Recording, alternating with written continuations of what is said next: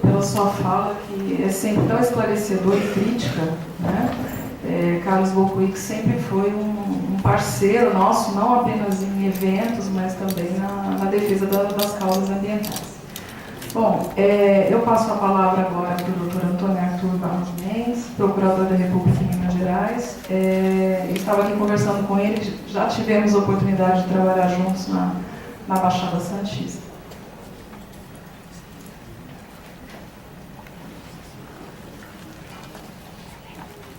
Boa tarde a todos.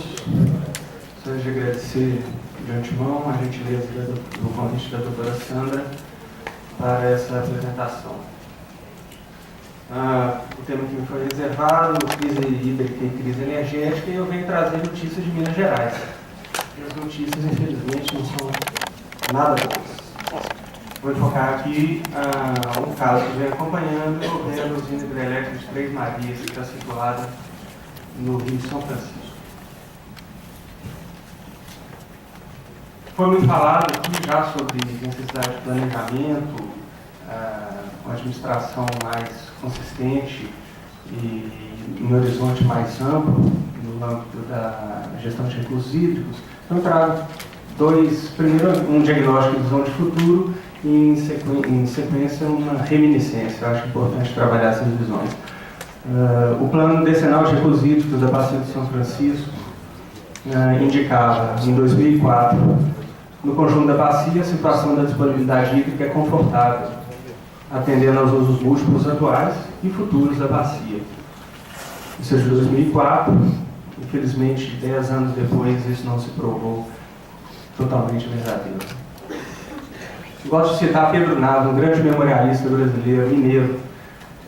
Em 1921, cheguei a Belo Horizonte e ia começar a chover de janeiro a março. Só de raro o céu de chumbo se fendendo e o sol fazendo uma visita de horas, dias, no máximo semana, para depois o mundo soverter-se nos ciclones. Chove, chove sem passar. E depois, é quando se ouviam os gemidos dos caudais descendo os declives, procurando Arrudas, que é um rio que corta Belo Horizonte, enchendo o Rio das Velhas, do qual ele é afluente, e enfim o São Francisco. O objeto nosso da conversa é a bacia hidrográfica do Rio São Francisco, de suma importância na realidade brasileira, em todo o processo histórico de formação e desenvolvimento do país. Em Minas Gerais, ele vai em 6 estados, ela vai em 6 estados e no Distrito Federal, compreendendo cerca de 8% do nosso território, e servindo cerca de 16 milhões de habitantes, 8,5% da população nacional. 503 municípios são abrangidos pela bacia do São Francisco, sendo 240 deles em Minas Gerais.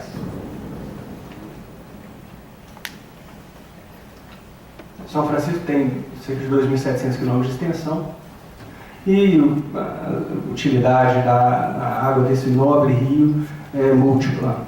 Água para consumo humano, dessedimentação de animais, projetos de irrigação, indústria, diluição de efluentes, geração de energia, transporte, pesca, artesanal industrial, piscicultura, turismo e lazer. Do ponto de vista da realidade nordestina, é de suprema importância na medida em que é o curso d'água perene naquela região, ostentando, portanto, uma relevância do ponto de vista social, econômico, histórico, cultural e ambiental para todo o nosso país. De uma forma mais local, a usina hidrelétrica de Três Marias, construída no final dos anos 50, inaugurada no governo JK em 1962, junto com outras usinas, como a de Furnas, também em Minas Gerais. Essa usina é operada atualmente pela CEMIG até meados deste ano. Todos devem ter conhecimento dos embrólios decorrentes da gestão no setor energético pelo governo, que levou à necessidade de renegociação de contratos envolvendo aproveitamentos de reservatórios para fins de geração de energia, e a CEMIG abdicou de renovar o contrato de concessão de Três Marias, o que de certa forma é preocupante, porque há a possibilidade no cenário de que em julho haja a modificação do operador desse empreendimento e não se sabe o que vai vir depois, quais as balizas que serão adotadas pelo novo responsável. A usina depende de um lago que tem quase mais de 1.000 quilômetros quadrados em seu espelho, quando na máxima condição operativa. Abrange alguns municípios no seu entorno, que formam hoje um consórcio chamado Conlago, e tem 6 unidades geradoras, 6 turbinas. A potência dela hoje é discreta no contexto do sistema interligado nacional, mas à época era bastante importante, com cerca de 400 MWh que ela consegue entregar quando totalmente despachada. O volume morto, tão em voga, pelo menos aqui em São Paulo, lá também ficou 4 bilhões de metros cúbicos, cerca de 20% do total da capacidade do reservatório. O reservatório tem uma função muito importante do ponto de vista ambiental, que é de acumulação e de regulação da vazão do São Francisco até os grandes empreendimentos situados no norte da Bahia, no nordeste da Bahia, Sobradinho, Paulo Afonso, o complexo de hidrelétricas que ali está posicionado. Um grande problema encontrado nessa crise: o reservatório não tem descarga de fundo, não tem dispositivo extravasor, portanto, uma vez alcançado o nível do volume morto, não vai verter água para baixo de São Francisco pelos próximos 40 quilômetros, porque nos próximos 40 quilômetros não tem afluentes importantes. Então, o risco de uma verdadeira solução de continuidade no Rio São Francisco, imediatamente ajusante da represa. A crise hídrica, as imagens falam muito melhor do que as palavras. Isso aqui é um quadro de anomalia de precipitações na região. Vocês estão vendo aqui no centro, demarcado, é a região que drena para o Lago de Três Marias. 2010, 2011, não havia grandes problemas. As regiões em azul, há uma precipitação superior à média e as vermelhas abaixo. 2011 e 2012 é isso que nós temos. 2012, 2013, 2013, 2014 e 2014, 2015. Esse que é o cenário de anomalia das precipitações na região. Em decorrência disso, são as variações nas vazões médias, quantidade de água que chega ao reservatório de Três Marias. O gráfico aqui, ele começa com novembro de 2011.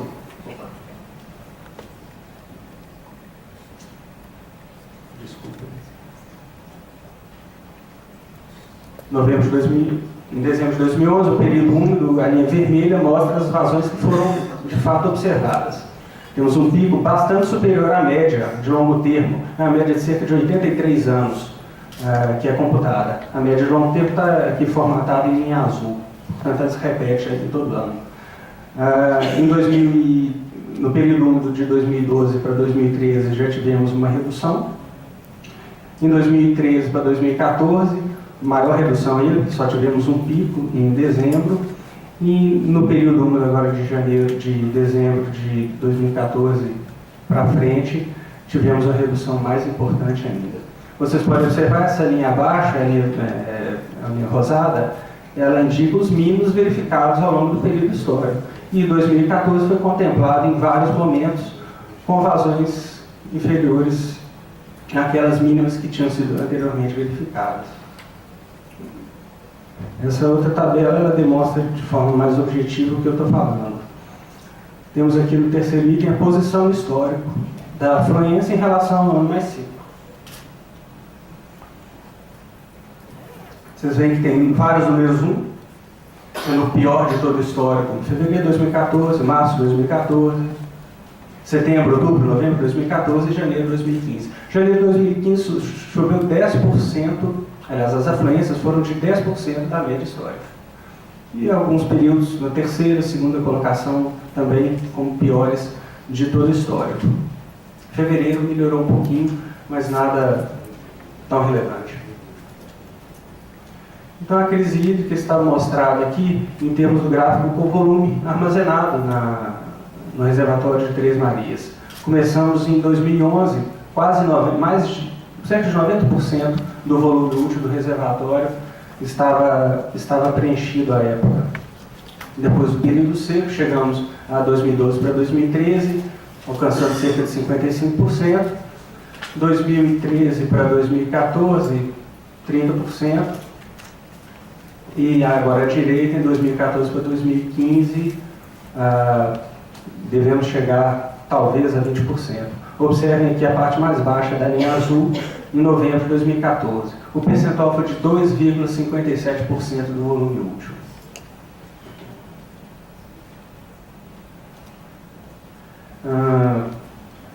Surge o primeiro problema. Não há um dispositivo para vazão do volume morto do reservatório e abaixo há demandas importantes a serem atendidas, chamadas restrições operativas, que constam do inventário do Operador Nacional do Sistema Elétrico.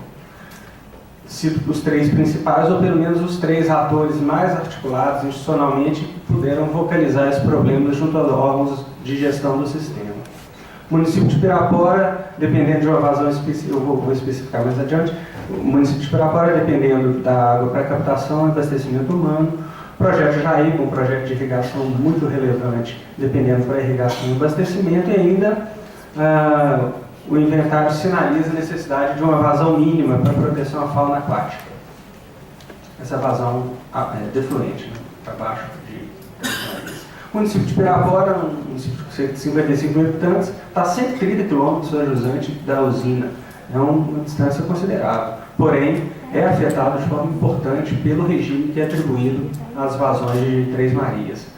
O problema é que ali o sistema de captação de água para abastecimento humano era por gravidade. Demandava, portanto, uma vazão mínima de Três Marias na faixa de 350 metros cúbicos por segundo, para que o nível lá em Pirapora fosse atendido. Acho que é importante fazer um parênteses aqui, além de todos os problemas que têm sido elencados pelos expositores anteriores, a gente tem uma situação de inércia dos usuários em geral, que não percebem a importância da água como um bem econômico, de valor econômico infinito, e o tratam de forma, não diria perdulária, mas um pouco negligente. O problema aqui não era de quantidade de água que tinha no rio descendo, o problema é do nível em que estavam os dispositivos necessários para a sua utilização. A captação de Pirapora deve chegar a 2, 3 metros cúbicos por segundo. Porém, ele precisa de um nível relevante na calha do São Francisco para que esse sistema opere. Precisava, no caso, até meados do ano passado. O projeto Jaíba é um projeto bastante importante no norte de Minas. Fica a 500 quilômetros jusante do Rio São Francisco e ainda por ele é também afetado, novamente por uma questão de sistemática dos equipamentos. São 2.000 produtores agrícolas espalhados em 25 mil hectares irrigados. Tem uma produção anual de 300 mil toneladas, em princípio, na maior parte de frutas. 16 mil empregos diretos, 23 mil habitantes morando, precisando de uma vazão mínima maior do que 200 metros cúbicos por segundo. Senão, aqui vocês estão vendo, é o canal de chamada, aqui nessa figura à direita. A água entra aí, observando o nível do São Francisco, e logo ali adiante ele vai encontrar uma barreira, um sistema de captação e elevação para bombeamento aos canais. E o canal principal está aqui registrado à esquerda. Novamente havia um problema de nível.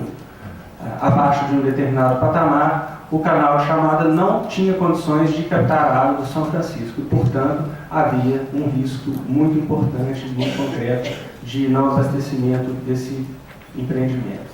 E a vazão ecológica, atribuir essa denominação, o inventário das restrições indica que a vazão do efluente mínimo é de 58 metros cúbicos por segundo, a jusante de Três Marias, porém deveria ser superior para atender à proteção da ictiofauna, indicando um patamar de 200 metros cúbicos por segundo.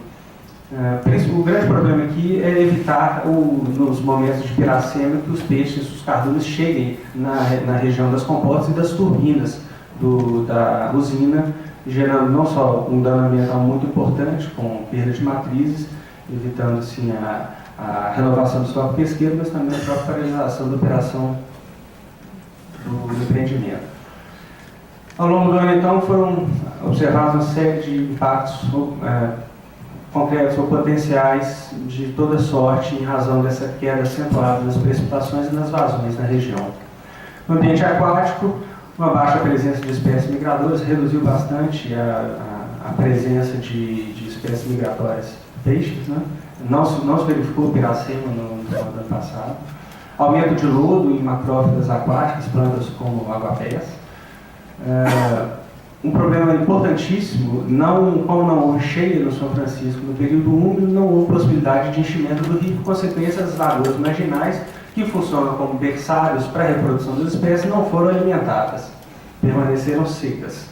Isso a médio e longo prazo seguramente vai gerar um grande problema de ordem ambiental e também econômica, na medida que há populações que dependem da atividade pesqueira nessa região. Risco de dispersão de poluentes que eventualmente estejam depositados no solo, no leito do rio. Isso também é uma incógnita. Os distritos de irrigação do projeto Jaíba tiveram que vedar a ampliação de áreas irrigadas e suspender qualquer outro tipo de novo entrante no empreendimento. Populações ribeirinhas em geral ficaram sob risco de paralisação de captação de água para abastecimento humano e para as demais atividades usuais que destinam a água.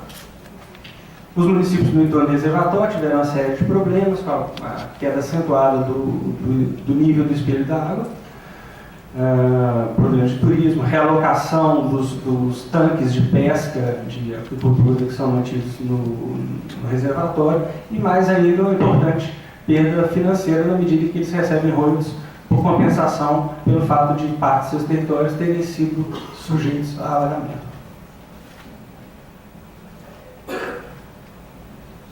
Os estoques pesqueiros também caíram e a aquicultura houve necessidade de remanejamento de tanques de produção.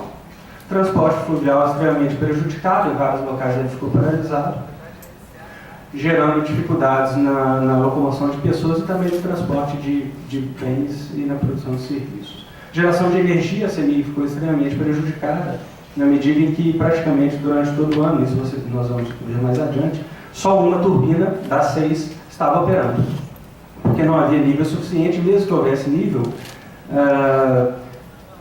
quanto mais turbinas geram, mais água vai ser jogada para baixo, mais rápido vai ser o depressionamento do reservatório. Havia o risco de paralisação de turbinas, porque o empreendimento nunca havia operado abaixo de 8%.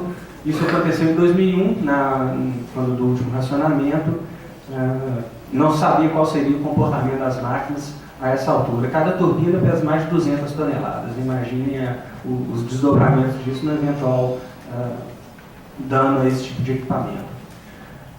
As travessias, pontos de captação e atracadores, muitos deles ficaram assoreados ou sem acesso. A Codevasf teve que desempenhar um papel de socorro a vários municípios para dar conta desse problema. Então, essa é o somatório da crise hídrica. Um rápido depressionamento do reservatório, em razão da queda brutal das vazões efluentes. O volume morto é inacessível. Existem restrições operacionais que obrigam que eu tenha uma determinada quantidade de água abaixo da represa durante o período seco. Não há tributários importantes ao longo de 40 km da jusante, então eu tenho um risco de 40 km do Rio São Francisco praticamente seco, e uma multiplicidade dos impactos adversos que já foram observados. Esses aqui são alguns retratos. Acima à esquerda é uma parte do reservatório de Três Marias. Lá no fundo vocês estão vendo as comportas que são usadas quando existe excedente de água e elas têm que haver liberação por conta da cheia. À direita, essa estrutura central é o ponto de captação de água, abaixo estão as turbinas. À esquerda, embaixo, fala por si só a imagem, temos um barco aí, a deriva no leito seco, e embaixo à direita nós temos um fio que se formou no reservatório. Diretriz de atuação do MPF. Nós fomos provocados, é até curioso, né, por um servidor da Procuradoria, um pescador, muito preocupado com o problema dos estoques pesqueiros. Ele perguntou se o MPF não faria nada, eu pedi a ele que de imediato redigisse, trouxesse as notícias que ele tinha a respeito do problema, foi instaurado em inquérito civil e depois se verificou que o problema era muito maior do que esse. Né? Nós tentamos nos pautar na atuação na Procuradoria em Sete Lagoas, que abrange o Lago de Três Marias, nos fundamentos da Polícia Nacional de Recursos Hídricos, quais sejam aqueles já elencados anteriormente por outros palestrantes, garantia dos usos múltiplos, prioridade no caso de escassez aguda, consumo humano e sedentação de animais e a gestão descentralizada dos recursos, da gestão dos recursos, né, com a participação do poder público, dos usuários e também das comunidades direta ou indiretamente afetadas pelas operações. O principal problema, o problema mais emergencial, dizia respeito à forma de como seria gerido o reservatório de Três Marias. Havia, desde o início do ano passado, uma grande demanda do Operador Nacional do Sistema e da CEMIG, porque as vazões de efluentes, ou seja, a quantidade de água liberada pela usina, fosse paulatinamente reduzida, para garantir que o reservatório não zerasse antes da retomada do período úmido de 2014 a 2015, o que de fato quase aconteceu. A ANA constituiu de fato um fórum regular para discutir o problema da gestão de Três Marias, e na verdade já entrou num fórum para discutir o problema de Sobradinho, que já está praticamente no Baixo São Francisco, que também vem sofrendo com problemas dessa ordem. Um fórum constituído por ONS, por CEMIG, pelo Comitê de Bacia do São Francisco, pela Colevasco, que é uma empresa importante com operação em toda a calha de São Francisco e sua bacia, alguns municípios indiretamente ou diretamente afetados, o próprio projeto Jaíba, que é um ator importante e bem articulado. Por volta de maio surgiu um problema da judicialização da matéria.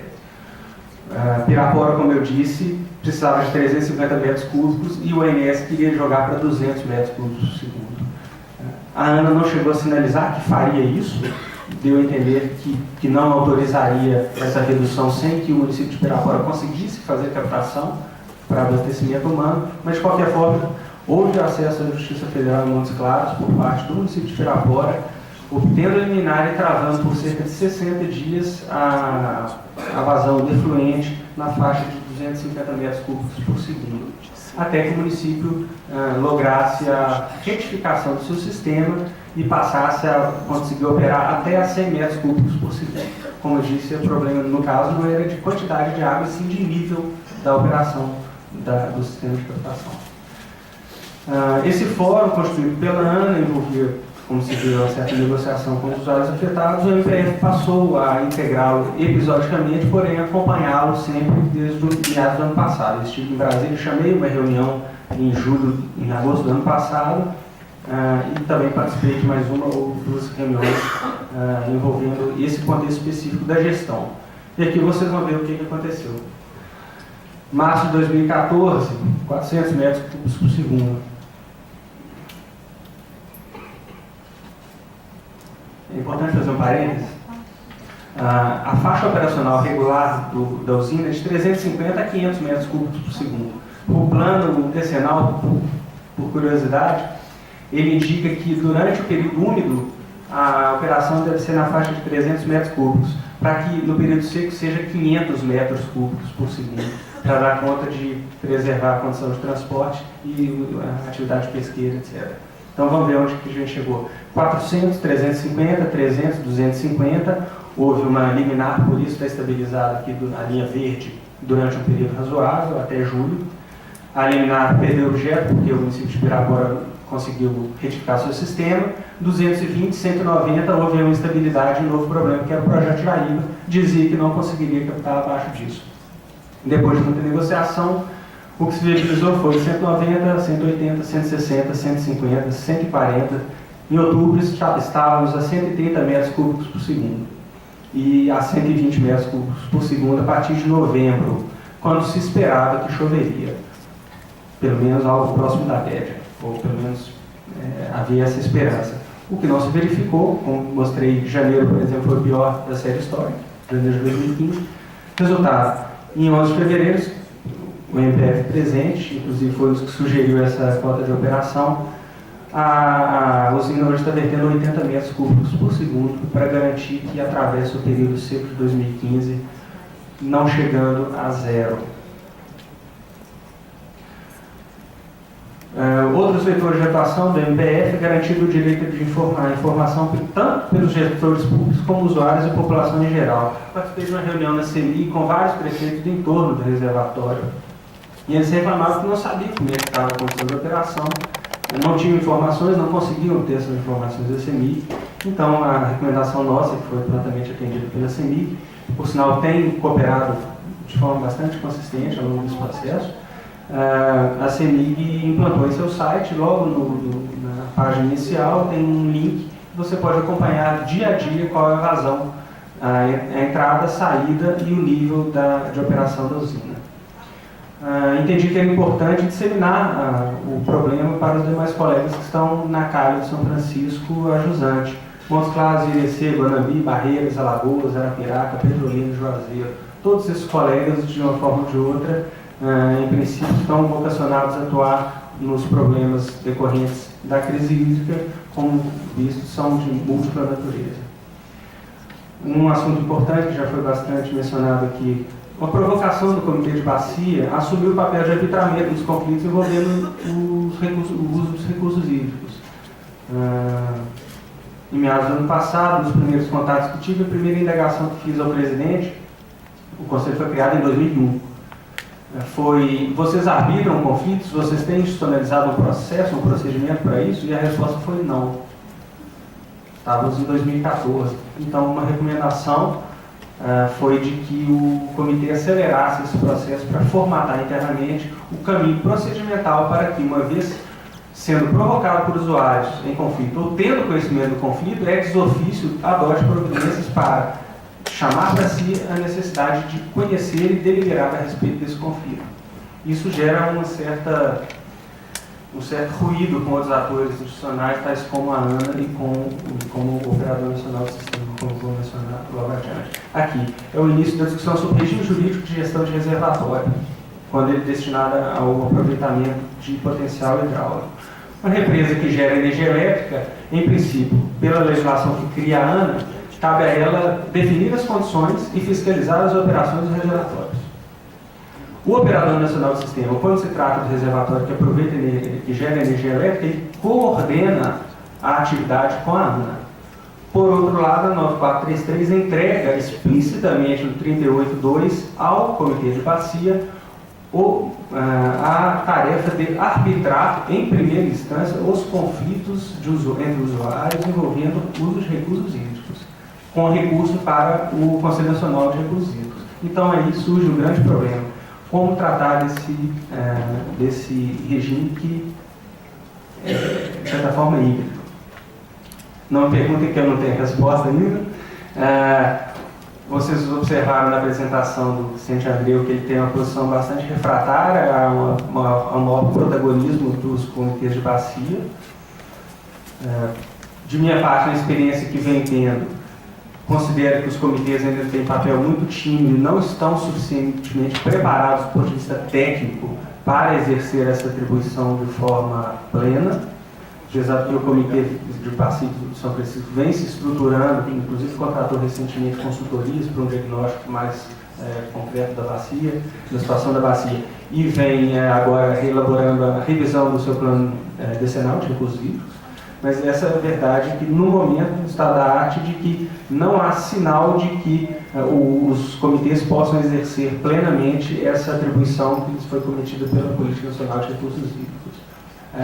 Isso, evidentemente, gera danos à dimensão da gestão centralizada dos recursos. Acredito que seja uma janela de oportunidade para viabilizar isso a médio e longo prazo. Uma questão mais candente é a avaliação do cenário futuro da gestão do reservatório no caso de necessidade extrema, ou seja, caso essa crise continue, o que vai ser feito? Utilização do volume morto? Essa é uma opção que tem sido trabalhada pelo Ministério Público Federal junto com o comitê.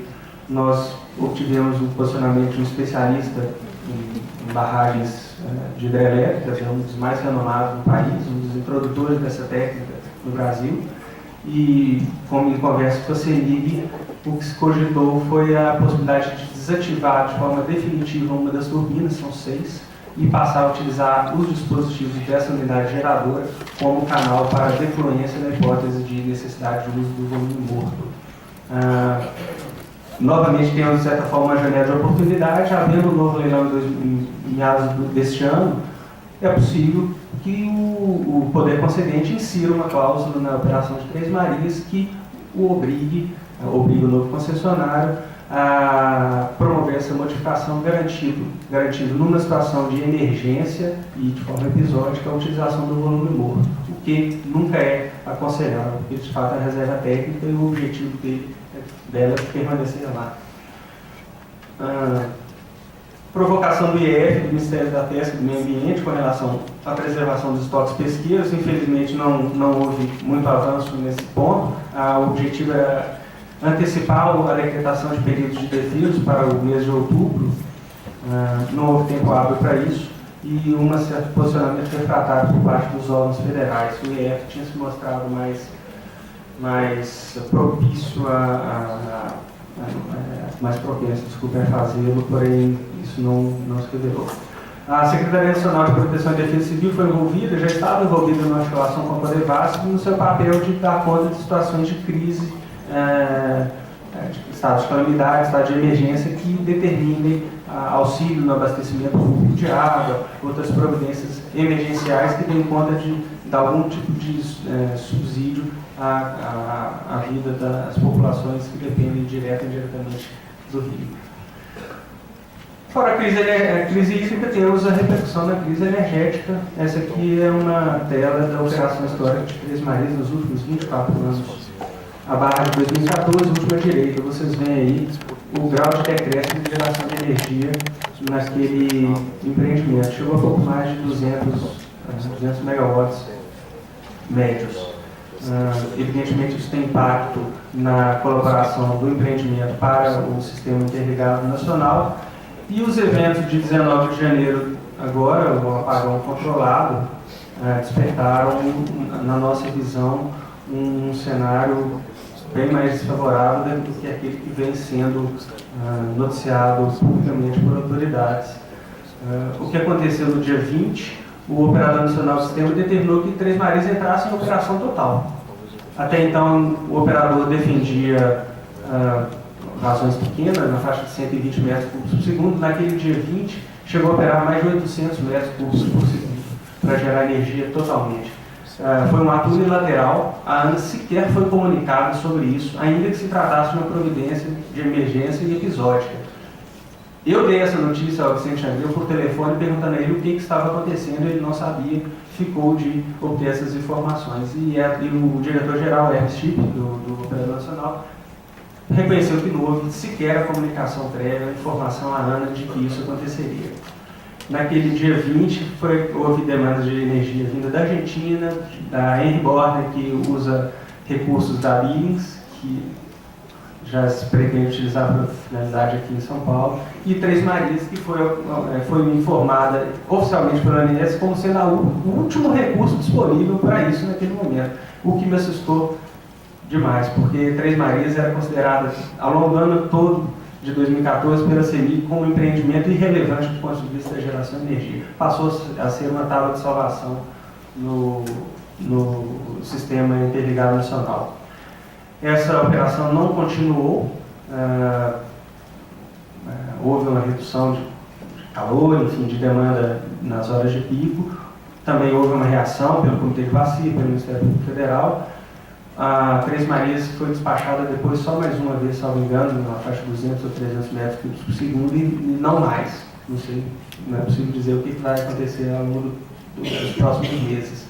Isso gerou a necessidade, na nossa visão, de provocar a atuação da MPF via GT Energia, que é um grupo de trabalho vinculado à Terceira Câmara de Coordenação e Revisão, que lida com assuntos de regulação de direitos do consumidor. Portanto, um ambiente bastante propício para, de forma legítima, atuar nesse assunto. Por fim, desafios e perspectivas, já vou terminando. Fazer a regulação fina da política operativa de Três Marias ao longo de 2015, não se tem parâmetro confiável do que vai acontecer em termos de regime de afluência e, portanto, não se sabe direito como operar A regra, em princípio, será de economizar o máximo de água para o reservatório, permitindo que haja a possibilidade de, lá em outubro, ainda com volume útil, verter água a jusante.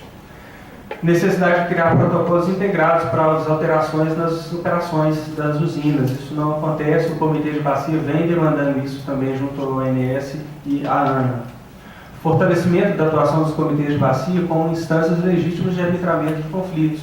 Esse é um dever de casa dos comitês. O Ministério Público seguramente tem seu papel a contribuir nesse contexto e é também uma modificação ou um êxito a se colher a médio e longo prazo. Uma melhoria no intercâmbio de informações entre os agentes setoriais do Sistema de Geração de Energia, o Operador Nacional do Sistema, o Conselho de Monitoramento do Setor Elétrico, as geradoras e os comitês de bacia e outras instituições do Sistema Nacional de Gerenciamento. Produzir informação apurada sobre o uso da água, a agência de apoio ao Comitê de Bacia, por lei, está obrigada a ter o cadastro, o conhecimento de todos os usuários da bacia. Hoje, a agência Peixe Vivo, a AGP Peixe Vivo, que dá suporte ao Comitê de Bacia, não tem esse documento, contratou uma consultoria, inclusive, para fazer.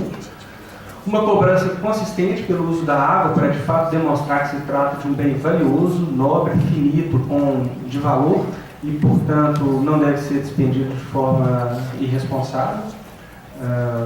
O estímulo dos usuários, a otimização e eficiência no uso do recurso hídrico, como disse o caso de Pirapora, por exemplo, e de Jaíba, são casos de problemas de nível, não de quantidade de água. A implementação efetiva de programas de revitalização da bacia. Isso aqui decorre da transposição de São Francisco, nos idos de 2003, 2004, se não me engano. Uma das medidas compensatórias foi a obrigação de investimentos pesados ao longo de toda a bacia para sua revitalização. O TCU fez várias auditorias e o resultado, já devem imaginar qual seja, uma baixa execução orçamentária, desarticulação entre os vários responsáveis, a Codevas fica com a maior parte quando deveria ser o Ministério do Meio Ambiente, ausência de segmento nos programas que são implementados, ineficiência que custa muito, muito caro ao meio ambiente e às populações que dependem desse recurso valioso. Uma avaliação dos impactos ambientais que estão no contexto do programa de 2014, a quem responsabilizar e como responsabilizar. Esse, particularmente, entendo que o assunto deve ser acompanhado uma vez passada essa crise, que é o tema a ser objeto de análise mais imediata e, como já ressaltado por alguns palestrantes, é uma zona às vezes cinzenta. Construir mecanismos, portanto, para reparar danos causados aos usuários em razão dessa escassez e da crise que dela decorre. Uma aproximação entre o MPF e os entes reguladores dos setores energético e de gestão de recursos hídricos. Uma aproximação entre a MPF e o Comitê de Bacia. No caso do Comitê de São Francisco, já está havendo essa aproximação. Os colegas passaram a demandar informações ao Comitê e estamos programando um seminário rápido entre os vários procuradores e o Comitê para esse primeiro semestre. E, por fim, uma culpa a articulação interna do Ministério Público Federal. Infelizmente, nós vemos batalhando há alguns anos para modular nossa atividade de forma similar ao que alguns Ministérios Públicos estaduais já adotam. No estado de São Paulo, me parece que 5 bacias, o Ministério Público de Minas Gerais, de forma muito exitosa, o faz. Infelizmente, nós não conseguimos avançar nessa agenda, que é de suma importância para uma melhor eficiência, racionalidade e força institucional do Ministério Público Federal. Muito obrigado.